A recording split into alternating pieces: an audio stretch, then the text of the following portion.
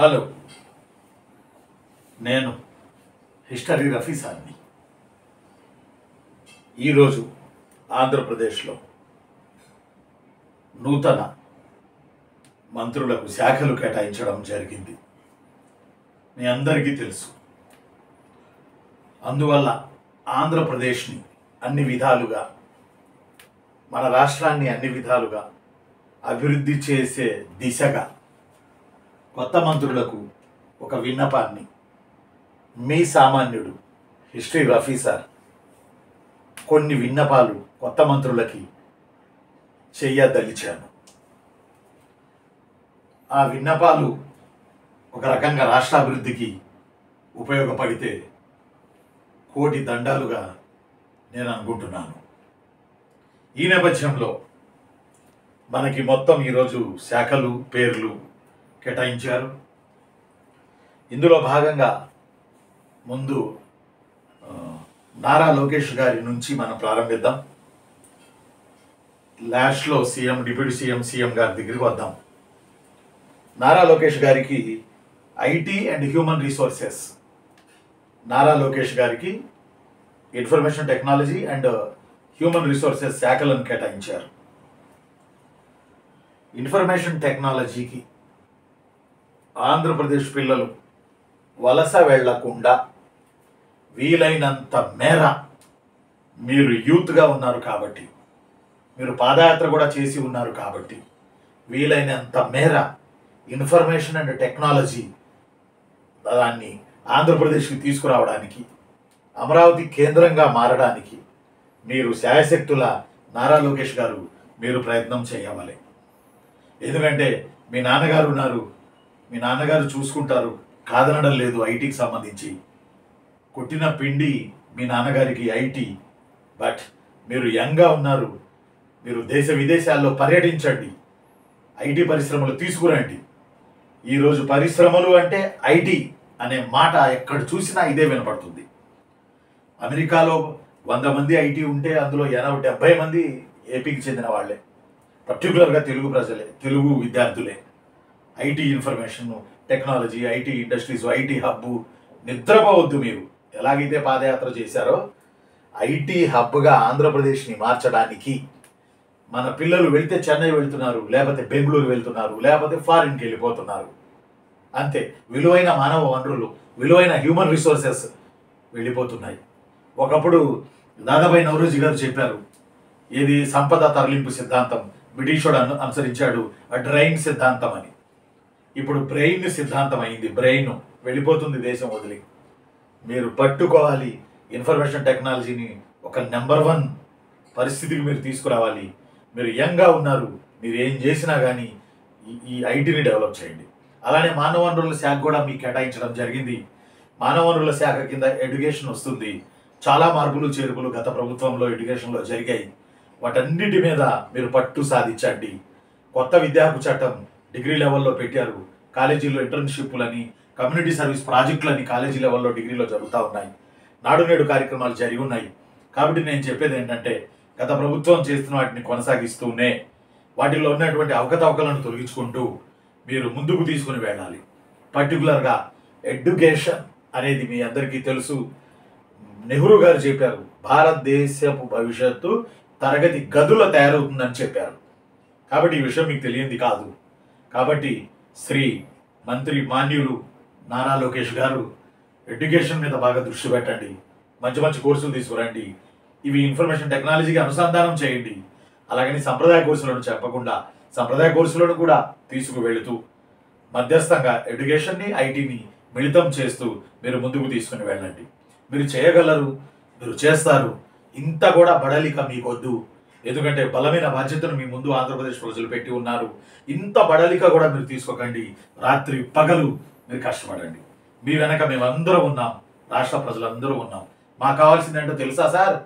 రాష్ట్రం అభివృద్ధి చెందాలి, రాష్ట్రం నెంబర్ 1 అవ్వాలి. నా రాష్ట్రం గురించి, అదే మన రాష్ట్రం గురించి వేరే రాష్ట్రాల వాళ్ళు నవ్వుకోకూడదు. దయచేసి మీరు అచ్చం ఇదే పని మీద ఉండండి ప్లీజ్. నారా లోకేష్ గారు, అలానే అచ్చెన్నాయుడు గారు మోస్ట్ సీనియర్ పర్సన్. అచ్చెన్నాయుడు గారికి agriculture, marketing, dairy and fisheries ఇచ్చారు. అచ్చెన్నాయుడు గారికి ఒక విన్నపం ఏంటంటే, ఈ రాష్ట్రంలో నివసిస్తున్న ఒక సామాన్యుడిగా ఒక విన్నపం ఏంటంటే, అగ్రికల్చర్లో ఇంకా ఆత్మహత్యలు జరుగుతూ ఉన్నాయి. అర్థమవట్లా. సకాలంలో డబ్బులు అందడం లేదు. కేంద్ర ప్రభుత్వం ఎన్నో ఇస్తుంది, 7,000 ఎన్నో, స్టేట్ ఎంతో ఇస్తుంది, మొత్తం 13,000 14,000 గత ప్రభుత్వం ఇచ్చింది. ఆ విధానంలో ఉన్న లొసుగులను తొలగించి, లోటుబాట్లను తొలగించి మీరు దీన్ని ముందుకు తీసుకువెళ్ళాలి. 24 గంటలు రైతన్నలతో ఉండండి, రైతుల్లో ఉండండి, రైతుగా మారండి. అర్థమవట్లా. ఎందుకంటే ఎంత సాఫ్ట్వేర్ వచ్చినా ఎంత వచ్చినా బువ్వ కావాలి. కాబట్టి రైతన్న విశ్రమిస్తే, రైతన్న వ్యవసాయాన్ని పడకేస్తే మనకి తినడానికి కూడా ఉండదు. మీరు చాలా సీనియర్ మంత్రి, చాలా సీనియర్, మీరు పొలిటీషియన్లో ఎర్రంనాయుడు గారితో పాటు మీరు వచ్చిన వాళ్ళు, వాళ్ళ సోదరుడు మీరు. నిజంగా మీకు అగ్రికల్చర్ శాఖని ఇచ్చారు. Our culture depends upon agriculture, our culture depends upon agriculture అంటారు. దయచేసి రైతన్నలను ఆదుకోండి, అన్నదాతలను ఆదుకోండి. వాళ్ళకి రావాల్సిన సబ్సిడీలు, సబ్సిడీ విత్తనాలు, కల్తీ లేని మందులు, కల్తీ లేని విత్తనాలు, సమయానికి యూరియా, ఇవన్నీ సరఫరా చేయడంలో అచ్చెన్నాయుడు గారు మీరు చేయగలరు, మీరు చేస్తారు. దయచేసి దాని మీద దృష్టి పెట్టండి. అలానే అచ్చెన్నాయుడు గారికి మార్కెటింగ్ శాఖ కూడా ఇచ్చారు. అసలు మాట చెప్పాలంటే మార్కెట్ మండిపోతుంది. 500 రూపాయల మార్కెట్లో తీసుకెళ్తే 10 రూపాయలలాగా నీళ్ళలాగా ఖర్చు అయిపోతుంది. విపరీతమైన రేట్లు మార్కెటింగ్లో. మరి పండగ జరుగుతుందా, దళారుల వల్ల జరుగుతుందా, లేకపోతే విపరీతంగా అమాంతం రేట్లు పెంచేసి చేస్తున్నారా? ఎందుకంటే మీరు జీతాలు పెంచాల్సిన అవసరం ఉండదు. ఒక మాట చెప్పాలంటే, ఎందుకు ఆ మాట అన్నానంటే, మీరు జీతాలు పెంచకపోయినా ఆ జీతాలకి మార్కెట్లో కనుక వస్తువులు వస్తే జనాలు హ్యాపీగా ఫీల్ అవుతారు. అచ్చెన్నాయుడు గారికి నేను చెప్పే మాట ఏంటంటే, అలావుద్దీన్ ఖిల్జీ ఉన్నాడు అచ్చెన్నాయుడు గారు, మాన్యులు మంత్రివర్యులు అచ్చెన్నాయుడు గారు. అలావుద్దీన్ ఖిల్జీ ఏం చేశాడో తెలుసా? తను ఇండియాలో హిందువులను చాలా ఇబ్బంది పెట్టాడు అలావుద్దీన్ ఖిల్జీ.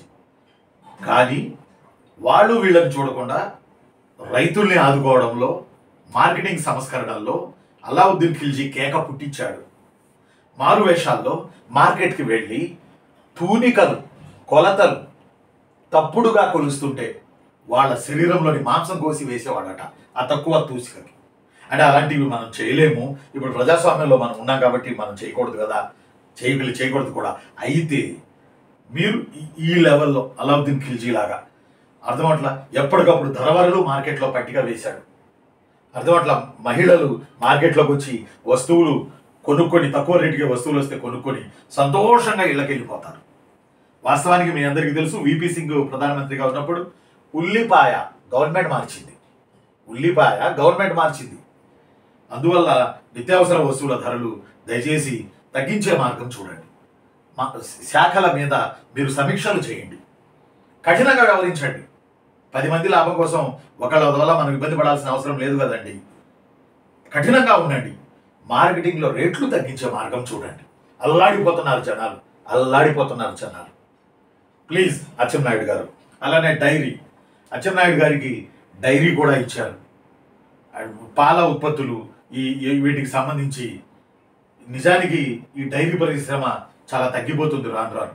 పశువుల్ని పెంచడం, పోషించడం, పాలు అమ్మడం ఇవి చాలా తగ్గిపోయింది. ఇప్పుడు ఒకప్పుడు బాగా ఉండే పాడి పంట అనేవాళ్ళు, ఇప్పుడు అనే సినిమా లేదు. కాబట్టి మీరు గోపాలమిత్ర అనే పథకం ఉండే ఒకటి, అలాంటి పథకాలను మరింతగా మీరు ఇంప్రూవ్ చేసి వాళ్ళకి సబ్సిడీలు ఇచ్చి ఆ రైతన్నలే వ్యవసాయదారులు, రైతన్నలే ఈ యొక్క పాడిని కూడా పోషించేవాళ్ళు. దయచేసి ఆ రంగంలో మీరు విపరీతంగా కష్టపడమని నేను కోరుకుంటున్నాను. అలానే ఫిషరీస్, మనకి రొయ్యల సాగులు ఉన్నాయి, మనకి ఆక్వాకల్చర్ ఉంది, మన చేపల చెరువులు ఉన్నాయి. కోస్తా వెంబడి విపరీతమైనటువంటి ఆక్వాకల్చర్ జరుగుతుంది. మన మధ్యలో ఆక్వాకల్చర్ ఎగుమతుల్లో ఏదో ప్రాబ్లం వచ్చి చాలామంది రొయ్యలు ఎగుమతి చేయకుండా పాపం అలాగే చాలా నష్టపోయారు. కాబట్టి దయచేసి మీకు దండం పెడతా, మనకు మంచి అవకాశం కోస్తా బెల్ట్. మనం ఉప్పు నీటి కయ్యల్లో చేపల పెంపకం, ఉప్పు నీటి కయ్యల్లో రొయ్యల పెంపకం. కాబట్టి వీటిని మీరు బాగా దృష్టి పెడతారని, డైరీ, ఫిషరీసు, మార్కెటింగు, వ్యవసాయం, మీకు పెద్ద బాధ్యత కలిగిన శాఖలు ఉన్నాయి మీ దగ్గర. శ్రీ మాన్యులు అచ్చెన్నాయుడు గారు, దయచేసి మీరు రాత్రి పగలు ఇందులో కష్టపడాలని, రైతులో రైతన్నలాగా, పంటలో పంటలాగా, ఎరువులో ఎరువులాగా, వరిలో వరిలాగా ప్రతి చోట మీరుండి ముందుకు నడిపిస్తారని ఒక సామాన్యుడిగా రాష్ట్ర ప్రజల తరపున నేను మిమ్మల్ని కోరుకుంటున్నాను. ఆ తర్వాత కొల్లు రవీంద్ర గారు, శ్రీ కొల్లు రవీంద్ర గారు మాన్యులు, మైండ్స్ అండ్ ఎక్సైజ్ ఇవి కీలకమైనవి. ఎందుకంటే మీరే పోరాడారు, మీరే ఉద్యమాలు చేశారు. ఎక్సైజ్ మీద మీరు ఉద్యమాలు చేశారు, మైండ్స్ మీద మీరు ఉద్యమాలు చేశారు. నాకు బాగా గుర్తుంది రవీంద్ర గారు, కొల్లు రవీంద్ర గారు. నేను చెప్పేది ఒక్కటే, కొండల్ని కాపాడుకోవాలి, గుట్టల్ని కాపాడుకోవాలి. ఇవన్నీ సహజ సిద్ధంగా వచ్చినాయి. మనం సెట్ చేయాలంటే సెట్ చేయలేం. మీకు తెలిసిన విషయం ఇదంతా కూడా. కొండలు ఉండాలి, కొండల్ని మనం కాపాడుకోవాలి. ఎందుకు ఆ మాట అంటానంటే, వర్షం కురవాలంటే కొండలు ఉండాలి. ఇప్పుడు ఫర్ ఎగ్జాంపుల్ విశాఖపట్నంలో డాల్ఫిన్ నోస్ అని ఉంది. డాల్ఫిన్ నోస్ అంటే మీకు తెలుసును.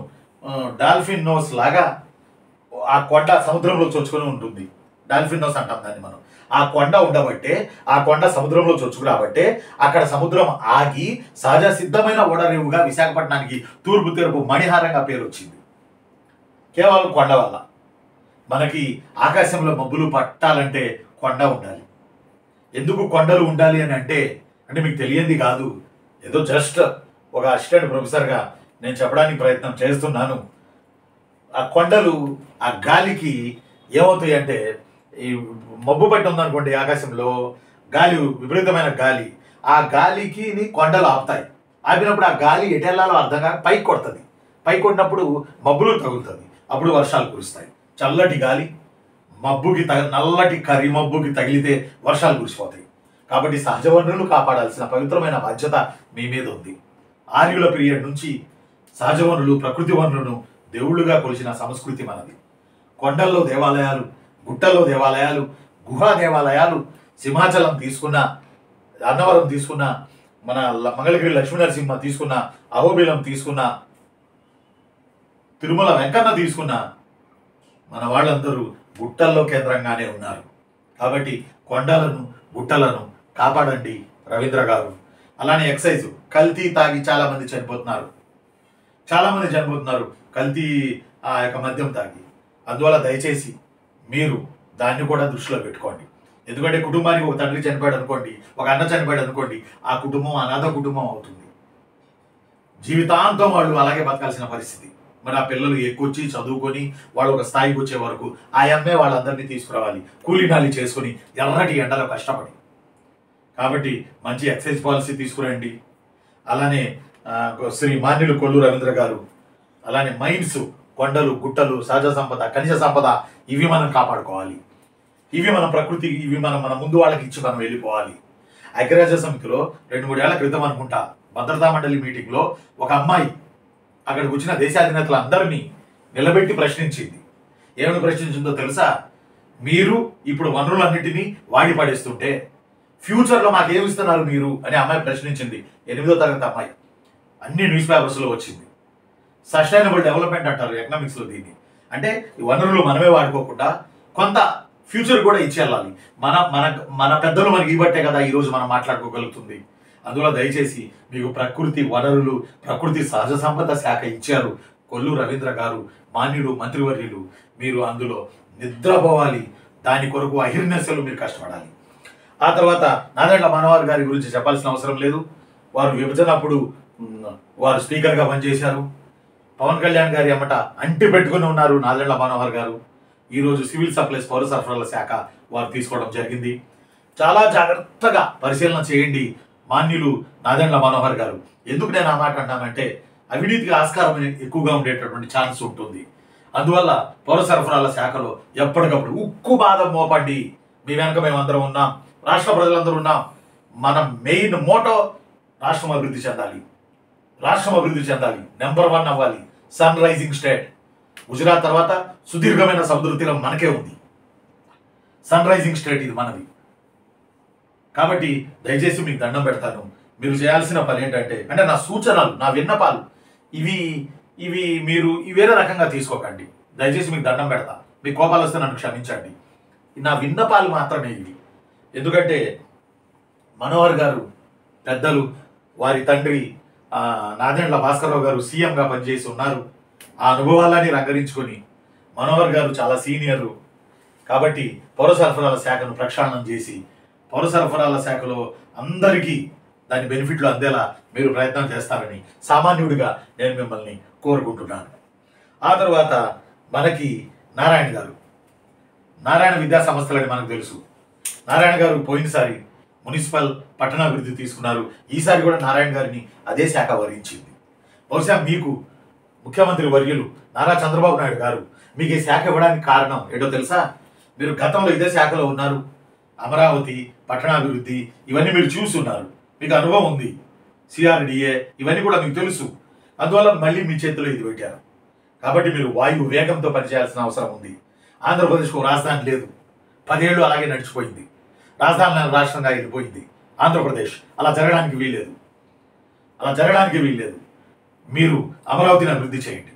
అర్థమట్లా ఫండ్స్ అంటారా, ముఖ్యమంత్రి గారు తీసుకొస్తారు. ఆ నమ్మకం గట్టిగా రాష్ట్ర ప్రజల తరపున సామాన్యుడిగా నాకు గట్టి నమ్మకం ఉంది. ఖచ్చితంగా ఫండ్స్ వస్తాయి మనకి.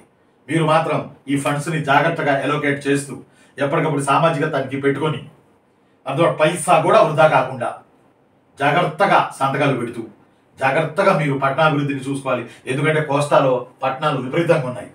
అర్థమట్లా ఏది మన చిత్తూరు కాడి నుంచి లెక్కేసుకుంటే నెల్లూరు, ఆ తర్వాత కావలి, ఆ తర్వాత చీరాల, బాపట్ల, ఇటు వచ్చి మచిలీపట్నం, నిజాంపట్నం, ఆ తర్వాత వచ్చేసి ఇంకా అటు పైకి వెళ్తే విజయవాడ, మధ్యలో గుంటూరు, ఒంగోలు, కర్నూలు, అనంతపురం, నంద్యాల, అసలు ఎన్ని పట్టణాలు ఉన్నాయో.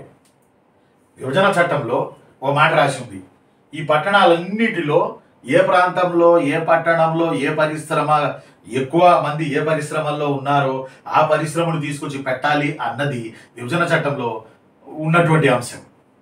కాబట్టి పట్టణాలన్నీ మీరు అభివృద్ధి చేయండి. స్మార్ట్ సిటీస్ అంటామే, మీకు తెలుసు స్మార్ట్ సిటీస్ అని ఇంకా ఏ అవార్డులు వస్తూ ఉంటాయి, అంత నాకు ఐడియా లేదు. కానీ పట్టణాలను ఒక అభివృద్ధిలో తీసుకురండి, ఒక నెంబర్ 1 స్థాయికి తీసుకురండి. అమరావతి పట్టణాన్ని ఆ అమరేశ్వరుడు స్థాయికి అమరావతి పట్టణాన్ని తీసుకుని వెళ్ళండి. అమరావతిలో ఒకప్పుడు బౌద్ధ స్తూపం ఉన్నది, ధరణికోట దాని పేరు. అమరావతికి మరో పేరు దీపాల దిన్నె, మరో పేరు వజ్రాల దిన్నె. అమరావతిని అభివృద్ధి చేసే అవకాశం ఆ దేవుడు మీకు ఇచ్చినందుకు నిజంగా నేను సంతోషపడుతున్నాను. రాష్ట్ర ప్రజలందరి తరపున ఎట్టి పరిస్థితులలో చరిత్రాత్మకత కలిగిన అమరావతిని మీరు అభివృద్ధి చేయండి. ఫండ్స్ అంటారా, చంద్రబాబు నాయుడు గారు తీసుకొస్తారన్న నమ్మకం రాష్ట్ర ప్రజల తరపున బలంగా నాకుంది. అది జరిగి తీరుతుంది. రైట్. ఆ తర్వాత మనకి అనితమ్మ గారు, మన అనితమ్మ గారు హోమ్ మినిస్టర్. నిజంగా ఎంత గొప్ప అవకాశం. ఒక టీచర్ నుంచి ఆవిడ అంచెలంచెలుగా ఎదిగి హోంశాఖ మంత్రి వరకు వచ్చారు. నిజంగా అనితమ్మ మీ అదృష్టం అమ్మ. అర్థమట్లా అదృష్టంతో పాటు అనితమ్మ గారు మీకు అవకాశం కూడా. మీ శక్తి సామర్థ్యాలు, మీ పరిపాలన, మీ పోరాట పటిమ ఇప్పుడు నిరూపించుకోవాల్సిన అవకాశం చంద్రబాబు నాయుడు గారు మీకు ఇచ్చారు. అర్థమట్లా మీకు ఇచ్చారు తల్లి. కాబట్టి మీరు, నేను చెప్తుంది, లా అండ్ ఆర్డర్ మాత్రం అసలు రాజీ పడకండి. లా అండ్ ఆర్డర్ అనేది మీరు రాజీయే పడద్దు. ఎందుకంటే లా అండ్ ఆర్డర్ రాజీ పడకుండా లా అండ్ ఆర్డర్ అనేది కంట్రోల్లో ఉంటే పరిశ్రమలు అవే వస్తాయి, సాఫ్ట్వేర్ అవే వస్తాయి, విదేశీయులు వస్తారు, పర్యాటక పరిశ్రమ డెవలప్ అయింది. ఒకటేంటి, ఇది ఫుడ్ చైన్ లాగా 1 by 1 వెళ్ళిపోతూ ఉంటుంది. కాబట్టి లా అండ్ ఆర్డర్ ముఖ్యం. చంద్రబాబు నాయుడు గారికి ఒక పేరు ఉంది, law and order Chandrababu Naidu గారే కంట్రోల్ చేయాలి అనేది ఒక మాట ఉంది. అది ఎప్పటి నుంచో ఉంది. 15 ఏళ్ళు ఆల్రెడీ ఆయన చేశారు సీఎం. కాబట్టి ఆ యొక్క మాటను ఏమాత్రం తగ్గించకుండా అనితమ్మ గారు, శ్రీ మంత్రివర్యులు వంగలపూడి అనితమ్మ గారు, దాన్ని అలాగే మీరు ముందుకు తీసుకువెళ్ళండి. అర్థమట్లా ఎందుకంటే ఎలక్షన్ డ్యూటీలని అవని ఇవని పోలీస్ డిపార్ట్మెంట్ చాలా అలిసిపోయి ఉన్నారు. పాపం 24 గంటలు డ్యూటీలు చేయాలి. ఒక వీకెండ్ లీవ్ ఏదో సంథింగ్ ఒకటి తీసుకొస్తామని అన్నారు. మరి ఎంతవరకు వచ్చిందో ఒకసారి చూడండి. విపరీతమైన ఒత్తిడికి లోనవుతుంది పోలీస్ డిపార్ట్మెంట్. ఎందుకంటే ఎలక్షన్లని అవని ఇవని. కాబట్టి దయచేసి వాళ్ళకి రావాల్సినవి జీతంతో పాటు వాళ్ళకి రావాల్సినవి డిఏలు అవి ఏరియర్స్ ఇట్లా ఉంటాయి కదా, అవన్నీ మీరు వాళ్ళకి సమకూర్చే విధంగా మీరు ప్రయత్నం చేస్తూ మీ సైన్యం పోలీస్ సైన్యం, అర్థం లా అండ్ ఆర్డర్ కాపాడే సైన్యం మీ సైన్యం. మీరు నిలబడితే డీజీపీ గారు మీకు శాల్యూట్ కొడతారు.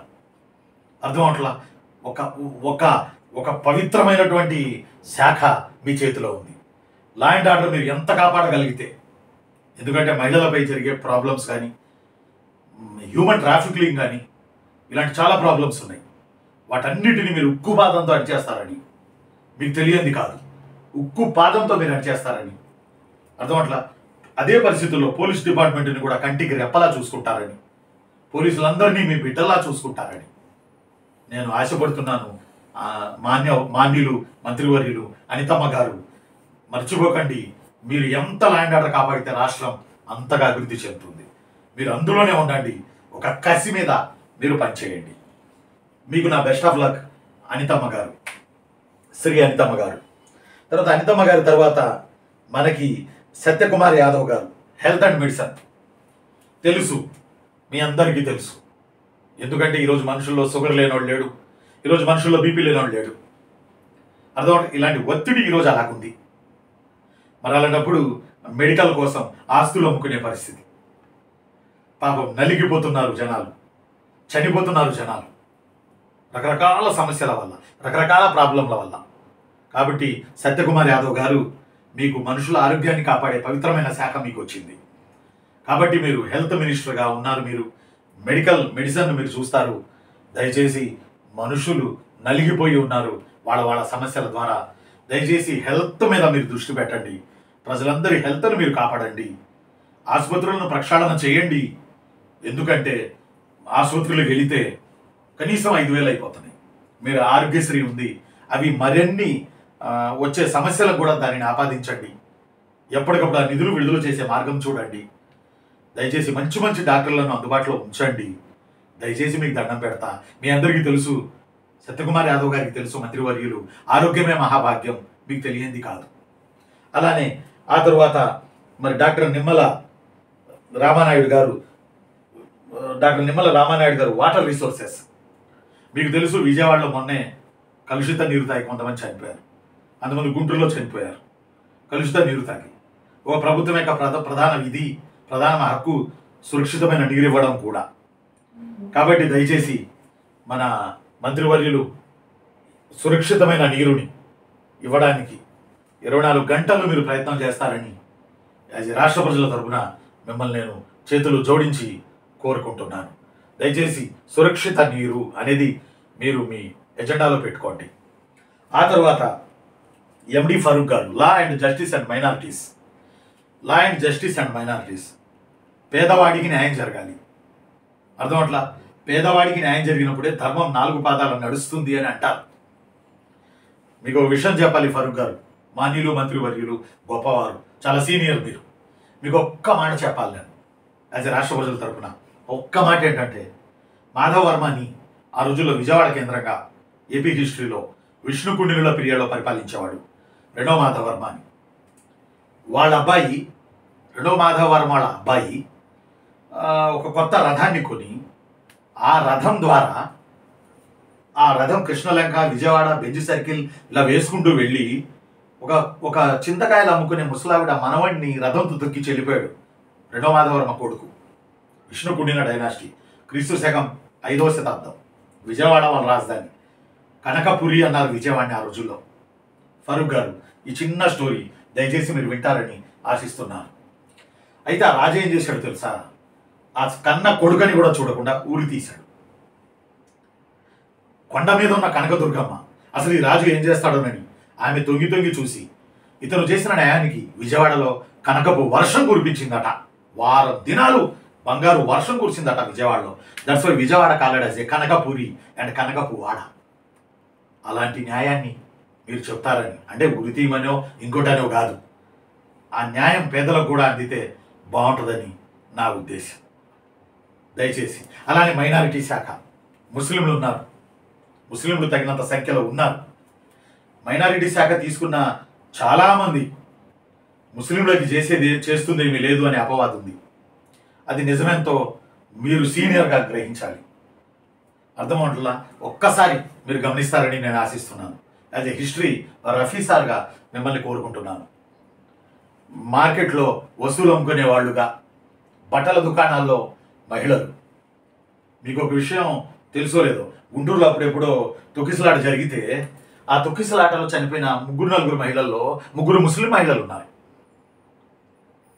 అంటే నేను ఎందుకు చెప్తున్నానంటే ఈ మాట, బట్టల షాపుల్లో, ఇత్తడి సామాన్లలో, ఇనప పనిలో, మెకానికుల్లో ముస్లింలు పనులు చేసుకుంటూ బతుకుతా ఉన్నారు. ఈరోజు అక్షరాస్యత నింపాల్సిన అవసరం ఉంది ముస్లింలలో. అక్షరాస్యత నింపగలిగితే ప్రపంచం విశాలమై బోల్డని సాఫ్ట్వేర్ ఇండస్ట్రీస్ అందుకోగలిగి నెంబర్ 1 స్థానానికి రాష్ట్రాభివృద్ధికి ముస్లింలు నెంబర్ 1 స్థానానికి వెళ్ళగలరు.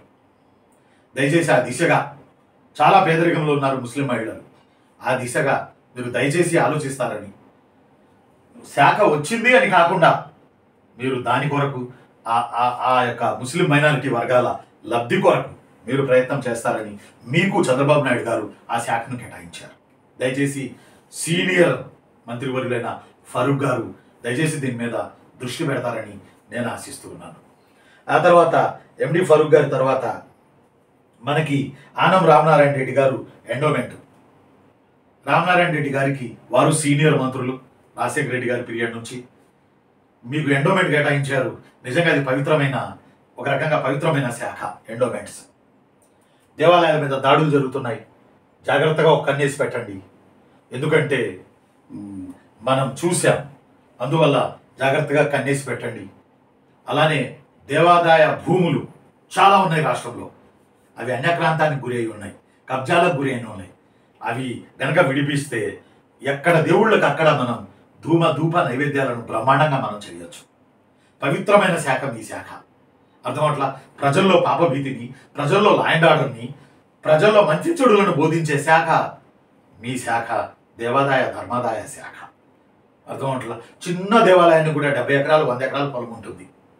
మా ఊర్లో చెన్నకేశ్వర స్వామి ఉన్నారు, వారి చిన్న టెంపుల్, వారికి 70 ఎకరాల పొలం ఉంది. ఎండోమెంట్ ఆఫీసర్లు ఉంటారు, ఎండోమెంట్ డిపార్ట్మెంట్ ఉంటుంది. జాగ్రత్తగా ఆ భూములు కాపాడుతూ, ఆ భూముల మీద వచ్చే శిస్తో ఆ ఆదాయమో ఆ దేవాదాయ శాఖకు ఖర్చు పెడుతూ. ఎందుకంటే దేవుడు ఉన్నాడు, మనం తప్పు చేస్తే దేవుడు శిక్షిస్తాడు. అది ఎప్పుడో, అది నరకమో స్వర్గమో కాదు, ఈ లోకంలోనే ఇప్పుడే చెప్తాడు, ఈ లోకంలోనే ఆ యొక్క పరిహారాన్ని కూడా అనుభవించాల్సి ఉంటుంది అనే ఒక భయం ప్రజల్లో ఇప్పటికీ ఉంది, పాపభీతి ఉంది. అది ఎందుకు? దేవుణ్ణి చూసి, దేవాలయాన్ని చూసి, ఆ సంస్కృతిని చూసి, ఆ దేవాలయాలను చూసి, ఆ సంస్కృతిని చూసి, ఆ ధ్వజస్తంభాలను చూసి, ఆ యొక్క గోపురాన్ని చూసి, ఆ అంతరాళాన్ని చూసి. కాబట్టి పవిత్రమైన శాఖ ఈ శాఖ ద్వారా మీరు ప్రజల్లో హ్యూమానిటీ, ప్రజల్లో దాన ధర్మాలు, ప్రజల్లో హ్యూమానిటీ, వీటన్నిటినీ మీరు ప్రోత్సహిస్తారని, మీరు చక్కగా ఈ శాఖను నిర్వహించాలని మనసా వాచ కర్మేణ ఓ సామాన్యుడిగా రాష్ట్ర ప్రజల తరపున నేను కోరుకుంటున్నాను. ఆ తర్వాత పయ్యావుల కేశవ్ గారు చాలా సీనియర్ మంత్రివర్యులు, మాన్యులు. వారు ఫైనాన్స్ మంత్రిగా చంద్రబాబు నాయుడు గారు వారిని సెలెక్ట్ చేశారు. ఓ రకంగా చెప్పాలంటే ఫైనాన్స్ మంత్రిగా చాలా బాధ్యతలు ఉన్నాయి. మీకు తెలిసిందే, చాలా క్లిష్టమైనటువంటి శాఖ ఇది. మీరు చాలా జాగ్రత్తగా అప్పులు తగ్గించి సంపదను సృష్టించే మార్గాన్ని ఆలోచించి, మీకు చెప్పే అంత రౌండి కాదు నేను, దయచేసి నన్ను క్షమించండి.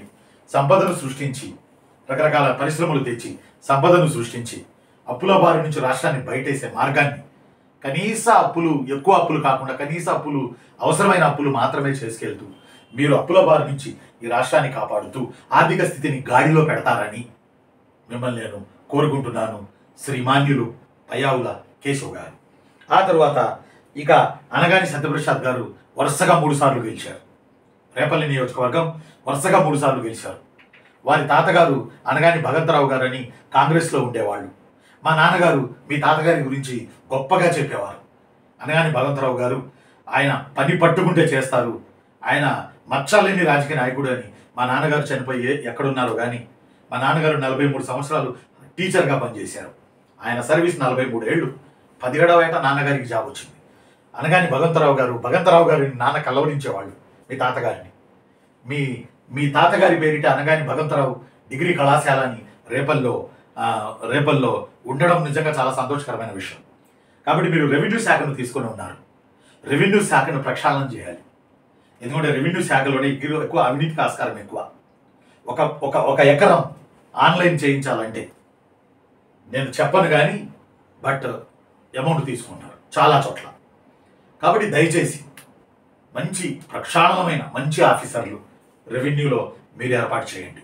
ఎందుకంటే ఒక రైతు బిక్కుమంటూ తన బిడ్డకు 1 ఎకరమో 1/2 ఎకరమో పొలం ఇస్తే ఆ బిడ్డకు చెందిన భర్త అంటే తన అల్లుడు ఇది ఆన్లైన్ చేయించుకురా, డబ్బులు పడుతున్నాయి కదా, ఈ డబ్బులు తీసుకుంటాము అని చెబితే కూతురికి పసుపు కుంకుమ కింద ఇచ్చిన అరెకరం పొలం ఆన్లైన్ కొరకు ఆ రైతు ఆ సర్టిఫికేట్లు తీసుకుని విఆర్ఓ కాడ నుంచి బయలుదేరి, ఆర్ఐ కాడ నుంచి బయలుదేరి ఎంఆర్ఓ ఆఫీస్ దాకా వచ్చి ఒక తగరంలో ఆ సర్టిఫికేట్లు పెట్టుకుని చాలా బిక్కుమంట భయపడతా అక్కడికి వచ్చి, అక్కడికి వచ్చి నేను చూసా ఇవన్నీ, అక్కడికి వచ్చి ఆఫీసర్ గారు ఉన్నారా అని అడిగితే అక్కడ ఉన్న వాళ్ళు ఉన్నారు, ఉండండి అనో లేకపోతే ఇంకోటనో చెబితే చాలా బాగుంటుంది. రేపురా ఎల్లుండిరా అని తిప్పుతున్న వైనాలు అన్ని చోట్ల కాదు, కొన్ని చోట్ల ఉన్నాయి. అందరూ కాదు, కొందరు. కాబట్టి ఎక్కడెక్కడో తిరిగి కడుపు మార్చుకుని మళ్ళీ 2 3 మళ్ళీ ఎంఆర్ఓ గారు వచ్చి ఉన్నారా అని కిటికీలో గుండా చూసలేరు, రేపురా. అన్ని చోట్ల కాదు, కొన్ని చోట్ల. కాబట్టి నేను ఏమంటున్నానంటే దేవుళ్ళలా చూడండి. రెవెన్యూ శాఖలో ఎక్కువ ఆస్కారం ఉంటుంది, అది లేకుండా చూడండి. 3 సార్లు మీరు గెలిచారు, మామూలు విషయం కాదు. మీ తాతగారి లెగసీ అనగాని భగవంతరావు గారి లెగసీని మీరు కంటిన్యూ చేయండి. చేస్తున్నారు కాబట్టి 3 సార్లు గెలిచారు మీరు. నిజంగా మీ క్యాలిబర్ అనుకోవాలి అది. కాబట్టి రెవెన్యూ శాఖను కూడా మీరు నెంబర్ 1 స్థానానికి తీసుకెళ్తారని, ఏ రెవెన్యూకి సంబంధించి ఏది జరిగినా ఆ ల్యాండ్స్ టైటిల్ ఏదో ఉంది కదా చట్టం, ఆ చట్టాన్ని నిన్న చంద్రబాబు నాయుడు గారు రద్దు చేశారు. కాబట్టి కొంత భయం ఉంది జనాల్లో. ఈ భయాన్ని మీరు పోగొట్టండి. రైతన్నలకి సకాలంలో మీరు ఆదుకోండి. అర్థం అట్లా ఎక్కడా కూడా రెవెన్యూలో అవినీతి లేకుండా మీరు చూసుకోండి. మిమ్మల్ని రైతన్నలు ప్రజలు దేవుళ్ళా కొలుస్తారు. శ్రీ మంత్రివర్యులు అనగాని సత్యప్రసాద్ గారు. ఆ తరువాత పార్థసారథి గారు సీనియర్ మంత్రి. ఎంత సీనియర్ మంత్రి అంటే వారు ఉమ్మడి రాష్ట్రంలో పార్థసారథి గారు విద్యాశాఖ మంత్రి పనిచేశారు. నా బాగా గుర్తు.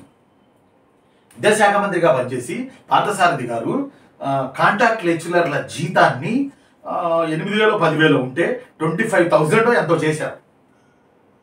ప్రజల సమస్యలు పార్థసారథి గారికి తెలుసు.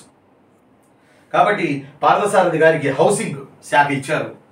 నిజంగా నిర్మించిన ఇళ్ళన్నీ కొన్ని ఇచ్చారు ఆ యొక్క లబ్ధిదారులకి, బెనిఫిషియర్స్కి. మరికొన్ని ఇవ్వాల. చాలా ఇళ్ళు అలాగే ఉన్నాయి. కరోనా టైంలో కూడా ఆ ఇళ్లలో కరోనా వచ్చినటువంటి బాధితులను ఆ ఇళ్లలో పెట్టి కరోనా పీరియడ్లో ఆ ఇళ్లలో కేటాయించి కరోనా వచ్చిన వాళ్ళందరినీ ఆ ఇళ్లలో పెట్టి సర్వీసులు అందించారు. ఇది 2021లో. కాబట్టి నేనేమంటున్నానంటే మీరు తక్షణం హౌసింగ్, ఎందుకంటే కూడు గూడు బట్ట ఇవి ఎవరైనా ఆశిస్తారు. ఇప్పటికీ చాలామంది అద్దెళ్లలో ఉంటున్నారు, డబ్బులు కట్టుకోవాలి. అదే సొంత ఇల్లు ఉందనుకోండి ఎంత సంతోషం. నేను మా నాన్నగారు తరచుగా అక్కడ ట్రాన్స్ఫర్లో వెళ్తుంటే మా సొంత ఇల్లు లేదు. అర్థం అట్లా ఆ రోజుల్లో పశువుల కొట్టాలలో, పశువుల చావిడిలో ఒక పక్క తడిక కట్టుకుని ఒక పక్క పశువులు, విపరీతమైన దోమలు కుట్టి చంపేది, ఇంతెంతలావు దోమలు. అయినా మాకు దొరక్క ఆ పశువుల చావిడిలోనే ఒక పక్క తడిక పెట్టుకుని ఆ పక్క నేను మా 2 అక్కలు, చెల్లి, మా డాడీ, మా మమ్మీ, మేము అలా బతికిన వాళ్ళం. తర్వాత ఇప్పుడు నా పీజీ తర్వాత ఒక ఇల్లు కట్టుకున్నాం. సొంత ఇల్లు కళ మాకు నెరవేరింది. ఇప్పుడు ఒక ఇల్లు కట్టుకునే ఉన్నాం. దేవుడి దయ వల్ల గవర్నమెంట్ ఎంప్లాయీ కాబట్టి ఒక ఇల్లు కట్టుకునే ఉన్నాం. మేము ఒక ఇల్లు కట్టుకుని ఉన్నాం, చాలా సంతోషం. కాబట్టి ఇల్లు లేని వాళ్ళకి ఇల్లు విలువ తెలుస్తుంది. అందువల్ల హౌసింగ్కి సంబంధించి మాత్రం అవినీతి ఆరోపణలు కూడా ఎక్కువ వచ్చే అవకాశాలు ఉన్నాయి దీనికే. అందువల్ల సీనియర్ మంత్రివర్యులు పార్థసారథి గారికి ఆ హౌసింగ్లో జాగ్రత్తగా ఇళ్ళు పంపిణీ కార్యక్రమం ఇవన్నీ చేయగలరని, చేయిస్తారని ఆశిస్తున్నాను. ఆ తర్వాత బాల వీరాంజనేయ స్వామి కొత్తగా మంత్రివర్గంలోకి వచ్చారు. వీరికి పవిత్రమైన శాఖను ఇచ్చారు. వీరు ఆ యొక్క శాఖ సోషల్ వెల్ఫేర్, డిజబుల్డ్ పర్సన్, వృద్ధుల సంక్షేమం, డిజబుల్డ్ పర్సన్స్కి సేవ చేసే అవకాశం మీకు వచ్చింది. కోట్ల మందిలో మీకు వచ్చింది. బాల వీరాంజనేయ స్వామి గారు శ్రీ మంత్రివర్యులు మీకు మంచి అవకాశం వచ్చింది. వాళ్ళకి సేవ చేసుకునే అవకాశం వచ్చింది. నిజంగా అది అదృష్టం. అది మీరు ఫుల్ఫిల్ చేస్తారని నేను ఆశిస్తున్నాను. సాంఘిక సంక్షేమ శాఖ కింద మీరు బీసీ వెల్ఫేర్లు ఇవన్నీ మీరు చూడాలి. బీసీ విభాగాలకి స్టడీ సర్కిళ్ళు ఏర్పాటు చేయడం, అలానే వాళ్ళకి మెటీరియల్ ఇవ్వడం, వాళ్ళని ఉన్నత ఉద్యోగవంతులుగా మీరు చేయడం. మీకు సాంఘిక సంక్షేమ శాఖ కమిషనర్ ఉంటారు మీ దగ్గర, మీకు తెలిసిందే. అంచెలంచెలుగా అధికారులు ఉంటారు, మీకు తెలిసిందే. దయచేసి డిజబుల్డ్ పర్సన్స్, వయోవృద్ధులు, ఆ తర్వాత సాంఘిక సంక్షేమం, ఆ తర్వాత సచివాలయాలు చాలా దగ్గరైన సొసైటీలో. గత ప్రభుత్వం ఏర్పాటు చేసిన సచివాలయాలు సొసైటీకి చాలా దగ్గరైనవి. ఒక మాట చెప్పాలంటే ఏం కావాలన్నా సచివాలయాలకు వెళ్ళి తెచ్చుకోగలుగుతున్నారు. కాబట్టి ఆ సచివాలయ వ్యవస్థను పటిష్టం చేస్తూనే వాలంటీర్ వ్యవస్థ ఉంది కదా, మీ కిందే ఉంది. బాల వీరాంజనేయ స్వామి మంత్రివర్యులు మీ కిందే ఉంది సార్. కాబట్టి వాలంటీర్ వ్యవస్థను కూడా మీరు జాగ్రత్తగా పునరుద్ధరించుకుంటూ వాలంటీర్ వ్యవస్థకి ఇచ్చే 10,000 ఇస్తానని చెప్పి ఉన్నారు. ఇస్తూనే మరిన్ని ఆదాయ మార్గాలు వాళ్ళకు వచ్చే విధంగా మరికొంత ఉపాధిని మీరు కల్పిస్తారని మిమ్మల్ని సవినయంగా నేను కోరుకుంటున్నాను. మన మంత్రివర్యులు బాల వీరాంజనేయ స్వామి గారికి social welfare, disabled, senior citizens, సచివాలయాలు అండ్ ఆల్సో విలేజ్ వాలంటీర్స్ ఇవి కేటాయించారు. Thank you. ఆ తర్వాత గొట్టిపాటి రవి గారు ఎనర్జీ ఇంధన శాఖ. కాబట్టి ఇంధన శాఖ తెలుసు ఎంత రేట్లు ఉన్నాయో, ఎంత రేట్లు పెట్టి మనం పెట్రోలు ఇవన్నీ కొనుక్కుంటున్నామో. కానీ మన దగ్గర విపరీతంగా సహజ వనరులు ఉన్నాయి. సముద్ర తీరాన ముఖ్యంగా ఈస్ట్ వెస్ట్ ఏరియాల్లో ఇంధనం మనకు బాగా దొరుకుతుంది. ఒకప్పుడు ఓఎన్జీ అని చెప్పి వాళ్ళు ఎర్రగా రంగు కలిగిన కర్రలు, చిన్న చిన్న సైజు కర్రలు పాతుకుంటా వెళ్ళిపోయేవాళ్ళు. ఆ తర్వాత తవ్వుకుంటా వచ్చేవాళ్ళు. ఫర్ ఎగ్జాంపుల్ మీ అందరికీ తెలుసు, కాకినాడలో గుజరాత్కి చెందిన సంస్థ, నేను చెప్పను కానీ మీ అందరికీ తెలిసిందే, వాళ్ళు తవ్వుకుని వెళ్ళిపోతున్నారు కాకినాడలో. మరి మన ఎనర్జీ, మన ఇంధనం, మరి మన పరిస్థితి. అందువల్ల దయచేసి ఎక్కడెక్కడైతే ఇంధనం దొరికే అవకాశాలు ఉన్నాయో ఇవన్నీ మీరు చేసుకుంటారని నేను ఆశిస్తున్నాను. శ్రీ మంత్రివర్యులు మాన్యులు గొట్టిపాటి రవి గారు. ఆ తర్వాత ఇక కందుల దుర్గేష్ గారికి టూరిజం, కల్చర్, సినిమాటోగ్రఫీ. నిజంగా నిర్లక్ష్యం చేయబడినటువంటి ఈ శాఖలు. టూరిజం శాఖ ఒక్కటి డెవలప్ చేసుకుంటే కోట్ల రూపాయల ఆదాయం మన రాష్ట్రానికి వస్తుంది. సముద్ర తీరంలో దేశంలో రెండోది Andhra Pradesh, sun rising state Andhra Pradesh. Chandrababu Naidu గారు మొత్తుకునేది ఇదే. టూరిజం చాలు. నవంబర్, డిసెంబర్, జనవరి, ఫిబ్రవరి ఈ 4 నెలలే టూరిజం చాలు. విదేశాల నుంచి ఎంతమంది వస్తారని. Beach tourism, adventure tourism, medical tourism, pilgrim tourism, temple tourism, ఇట్లా ఎన్ని టూరిజాలు ఉన్నాయో ఈ టూరిజాలను అభివృద్ధి చేస్తే చాలు. కోస్తాలో ఉన్న కోటలను అభివృద్ధి చేస్తే చాలు. హిస్టారికల్ ప్రదేశాలను అభివృద్ధి చేస్తే చాలు. శేషాచలం అరకులోయ, ఇటు చూస్తే అరకులోయ, అటు చూస్తే శేషాచలం తలకోన. అసలు ఎన్ని సుందర ప్రదేశాలు ఉన్నాయి, ఎన్ని వన్యప్రాణి సంరక్షణ కేంద్రాలు ఉన్నాయి. టైగర్ రిజర్వ్ జోన్ శ్రీశైలం, ఎంత గొప్ప నల్లమల అడవులు ఉన్నాయి, ఎన్ని గొప్ప లంకమల అడవులు ఉన్నాయి. నిజంగా టూరిజాన్ని కనుక మీరు పట్టుపడితే ఆ ఆదాయం చాలు. అన్నా క్యాంటీన్లుగా అయ్యే ఖర్చు 5 ఏళ్లకి సరిపోయింది అంతే. ఎస్, ఎందుకంటే టూరిజం బోధిస్తున్న వాడిగా నేను మీకు రిక్వెస్ట్ చేస్తా ఉన్నా. అదియును కాక మీరు culture, our Andhra culture, it's a greatest culture there in our Andhra Pradesh. పుండ్రలు, పులిందురులు, శబరులు, మూతిబలు, అదిరులు, చుటులు, నాగులు, యక్షులు, ఆంధ్రులు, శాతవాహనులు, దెనాల్సో ఇక్ష్వాకులు, ప్రాచీన పల్లవులు, బృహత్పలాయనులు, ఆనందగోత్రులు, విష్ణు కుండినులు, దెనాల్సో వేంగి చాళుక్యులు, ఆ తర్వాత కాకతీయులు, రెడ్డిరాజులు, వెలమలు, ఆ తర్వాత ముసునూరి కమ్మ నాయకులు, ఆ తర్వాత విజయనగర సామ్రాజ్యం, ఆ తర్వాత కుతుబ్షాయిలు, నిజాం నవాబులు, బ్రిటిష్ వాళ్ళు. అరే మామూలు కల్చర్ కాదు ఆంధ్ర కల్చర్. కాబట్టి మీరు కల్చర్ని అభివృద్ధి చేసే సంస్థలు, స్వచ్ఛంద సంస్థలు మీరు ప్రోత్సహించండి. కల్చర్లకు సంబంధించి ఏ మీటింగ్ జరిగినా మీరు హాజరవ్వండి. మీరు హాజరై కందుల దుర్గేష్ గారు టూరిజం ఎంత అనుకుంటే అంత చేయొచ్చు. మీరు ప్రభుత్వ డబ్బులు కూడా అవసరంలా, మీరు టూరిజాన్ని డెవలప్ చేసుకుంటే చాలు. ఆ వచ్చే ఆదాయం ఒక టూరిజంని ఒక్క ఏరియాని డెవలప్ చేశారనుకోండి, ఒక టూరిస్టు సైట్ని, డెస్టినేషన్ని మీరు చేశారనుకోండి, రోడ్లు అంటే రవాణా, హోటల్స్, మోటల్స్, రెస్టారెంట్స్, అలానే అమ్యూజ్మెంట్స్, అలానే అక్కడ పనిచేసేవాళ్ళు, అక్కడ హోటల్స్ నడిపేవాళ్ళు, ఒక్క టూరిజం మీద ఆధారపడి ఇంతమంది బతుకుతారు. ప్లస్ ఆదాయం వస్తుంది గవర్నమెంట్కి. మరి ఎంత గొప్పది. అలా సినిమాటోగ్రఫీ. ఆంధ్రప్రదేశ్లో పెద్దగా సినిమా షూటింగ్లు జరగడం లేదు. బహుశా విపరీతంగా చెమట ఉంటుందని ఒక అపోహతో వేసుకున్న మేకప్ కరిగిపోయింది, మళ్ళీ మళ్ళీ వేసుకోవాలి, చెమట ఎక్కువ అని ఫీలింగ్ ఉంటే ఉండొచ్చేమో. కానీ కొన్ని పుష్ప సినిమా మనకి ఏమంటాం దాన్ని మనం మారేడుమల్లిలో మనకి షూటింగ్ జరుగుతుంది. ఇలాంటివి చాలా ఉన్నాయి. సినిమా వాళ్ళను ఎంకరేజ్ చేద్దాం, లోకల్లోనే సినిమాలు తీయమని చెబుతాం. కంచరపాలెం అనే సినిమా వచ్చింది, మీరు చూసే ఉంటారు. కంచరపాలెం అనే సినిమా కందుల శ్రీ మాన్యులు కందుల దుర్గేష్ గారు విశాఖపట్నం బేస్గా తీసిన సినిమా ఢంకా బజాయించింది. అలానే బలగం సినిమా తెలంగాణ బేస్గా తీసిన చిన్న సినిమా పెద్దగా ఆడాయి. సినిమాటోగ్రఫీ, కల్చర్ అండ్ టూరిజం మీరు ఎంత చేస్తే అంత నిద్రపోకండి మాన్యులు శ్రీ కందుల దుర్గేష్ గారు. ఆ తర్వాత మనకి గుమ్మడి సంధ్యారాయణమ్మ గారు women child welfare and tribal welfare తెలుసు. స్త్రీల సమస్యలు మీకు బాగా తెలుసు. మీకు విద్య, ఉపాధి, రక్షణ ఇవన్నీ మీరు చేయగలరు, మీరు సమర్థులు. కాబట్టి దయచేసి ఆకాశంలో సగం అవనిలో సగం అని చెప్పుకోవడం కాదు. మనం అందరం మహిళలను మనం ప్రొటెక్షన్ చేసుకోవాల్సినటువంటి అవసరం ఉంది. మహిళలు ఉంటే సృష్టిలో దేవుడు సృష్టించాడు ఈ సృష్టిని. ప్రతి సృష్టి చేసి ఈ సృష్టిని కాపాడేది స్త్రీ మాత్రమే. ప్రతి సృష్టి చేసి ఏమంటాం దాన్ని మనం ఈ సృష్టికి ప్రాణం పోసేది స్త్రీ మాత్రమే.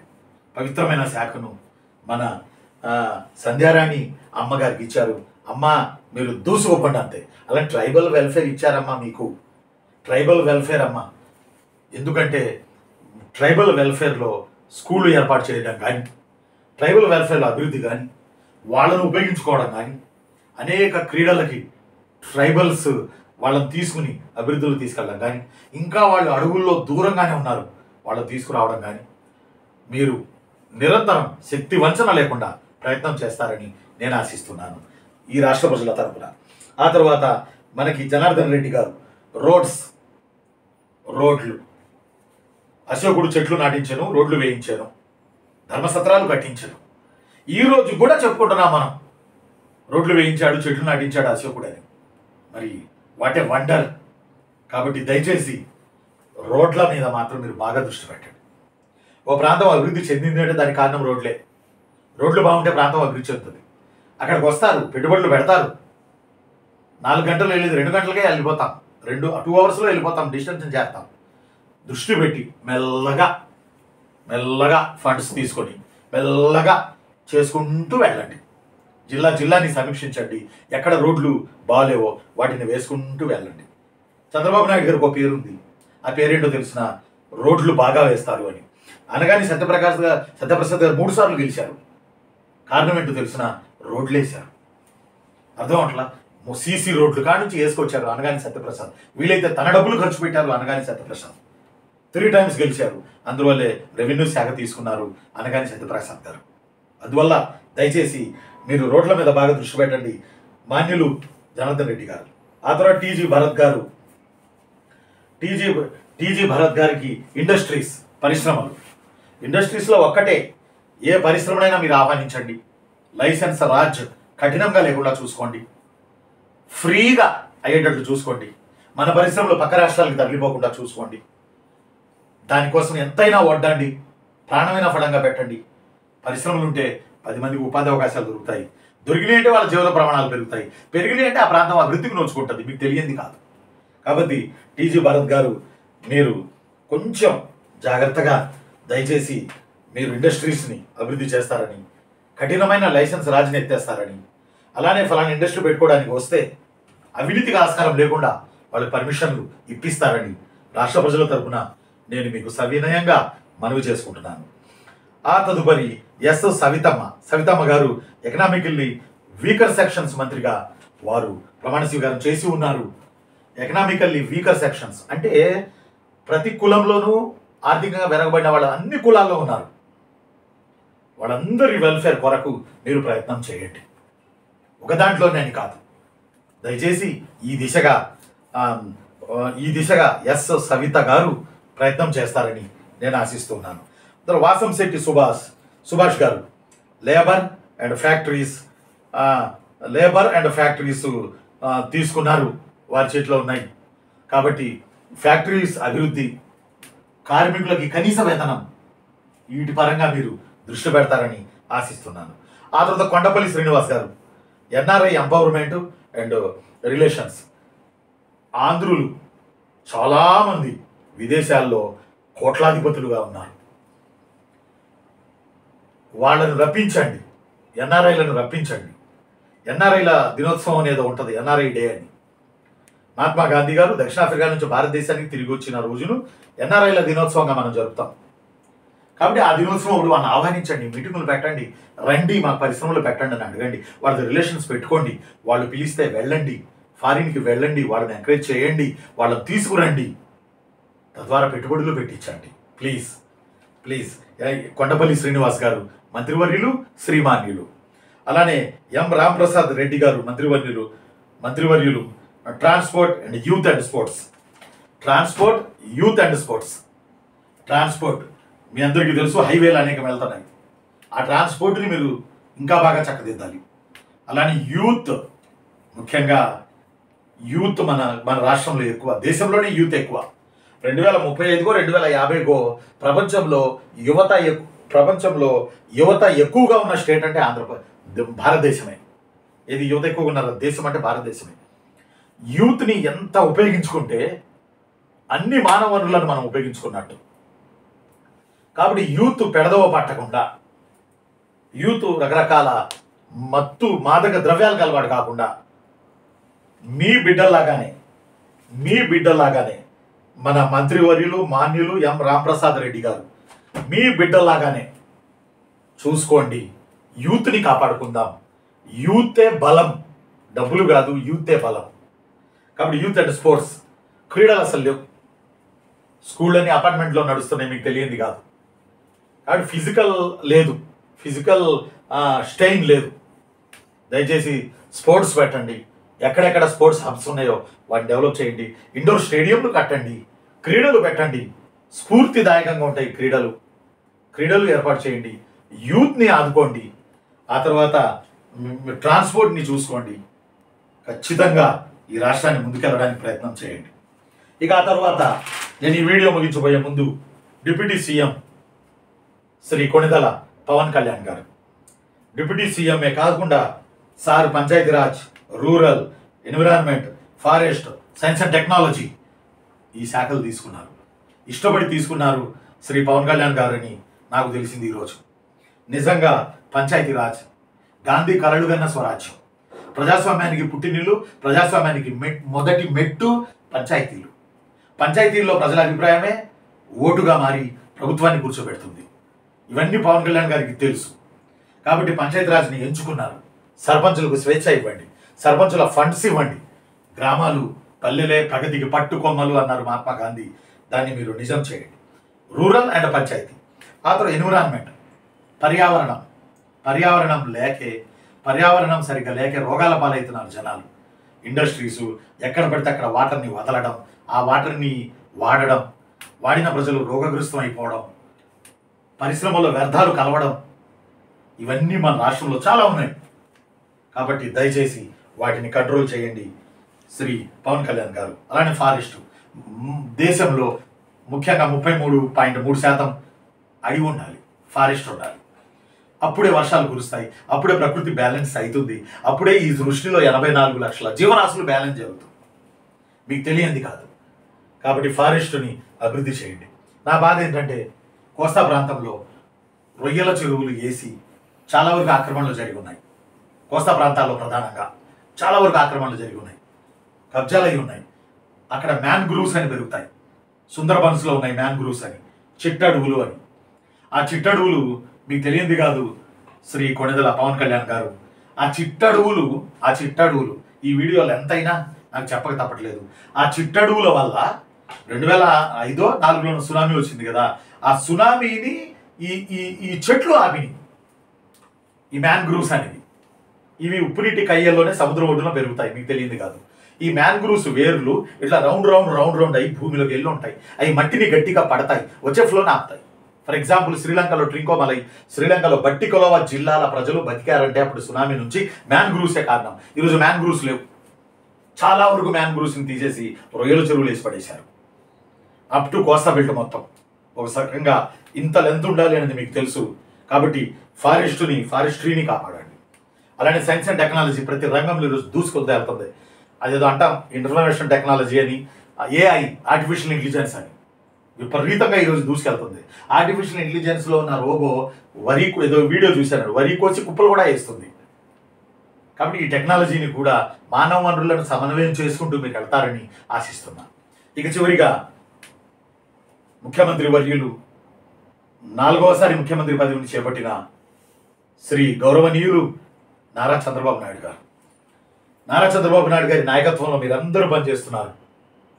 కాబట్టి చంద్రబాబు నాయుడు గారికి కానీ ఇప్పుడు పాలిస్తున్న ప్రభుత్వానికి కానీ ఈ ప్రభుత్వానికి మీరు ఎట్టి పరిస్థితుల్లో మిగతా మంత్రులు కానీ మీరు ఎట్టి పరిస్థితుల్లో ఇబ్బంది పెట్టకండి.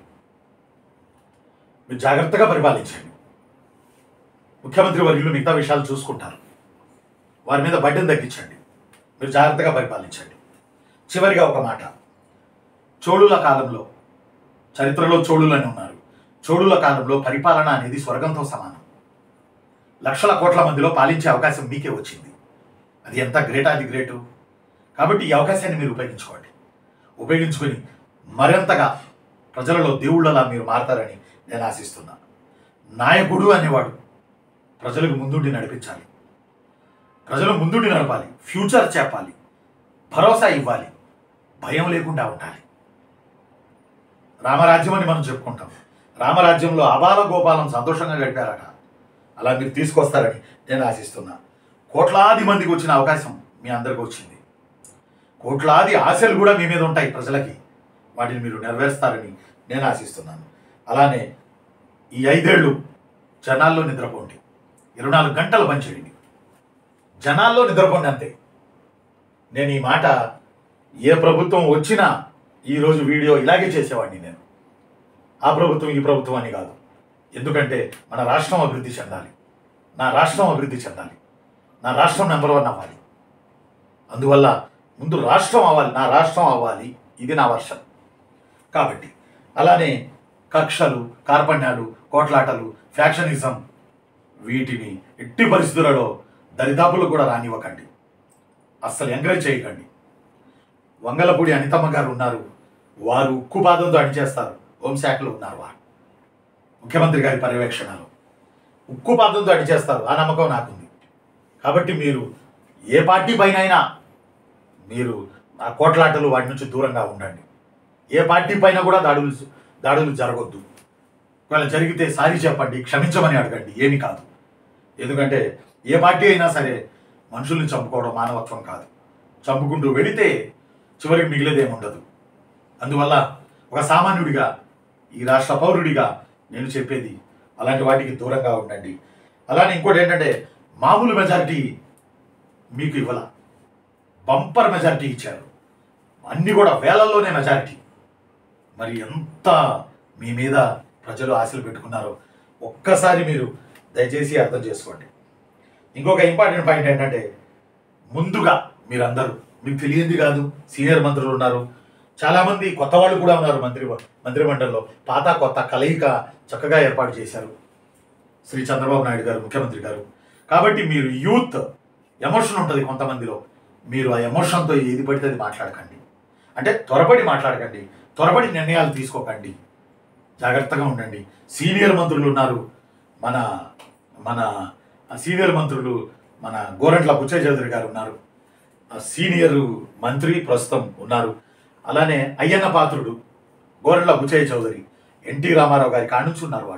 వాళ్ళ సలహాలు తీసుకొని మీరు స్టార్ట్ చేయండి. ఎట్టి పరిస్థితుల్లో ఎక్కడా కూడా డబ్బులకి ఇంత కూడా మీరు ఆశపడకండి. సీనియర్ల సలహాలు మాత్రం తీసుకొని మీరు ముందుకెళ్ళండి. అలానే నా పిల్లలు, నేను సివిల్స్కి చెప్తాను, గ్రూప్స్కి చెప్తాను, నా పిల్లలు ఈ 25 ఏళ్లలో ఎంతోమంది ప్రభుత్వ శాఖల్లో ఉన్నారు, నెంబర్ 1 పొజిషన్లో ఉన్నారు. ఇప్పుడు మన మన మంత్రివర్యులు వంగలపూడి అనితమ్మ గారికి డిజాస్టర్ మేనేజ్మెంట్ కూడా ఇచ్చి ఉన్నారు. డిజాస్టర్ మేనేజ్మెంట్ డిపార్ట్మెంట్లో కన్ఫర్మ్డ్ ఐఏఎస్గా ఉన్నారు రోణంకి కూర్మనాథ్ ఉన్నారు, నా స్టూడెంట్, నిజాయితీ కలిగినటువంటి అతను. అలానే మన 10th class board exams director ఉన్నారు దేవానంద రెడ్డి గారు. నిజాయితీ కలిగిన ఇలాంటి వాళ్ళు, నా స్టూడెంట్లు నిజాయితీ కలిగిన వాళ్ళు ప్రభుత్వ శాఖలో చాలామంది ఉన్నారు. వీళ్ళందరినీ ఉపయోగించుకోండి. అర్థమవట్లా?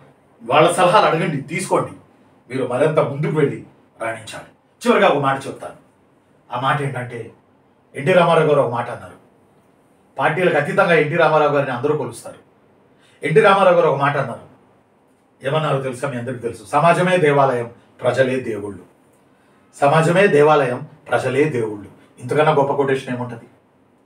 ఆ దేవుళ్ళకి సేవ చేసుకునే భాగ్యం మీకు వచ్చింది.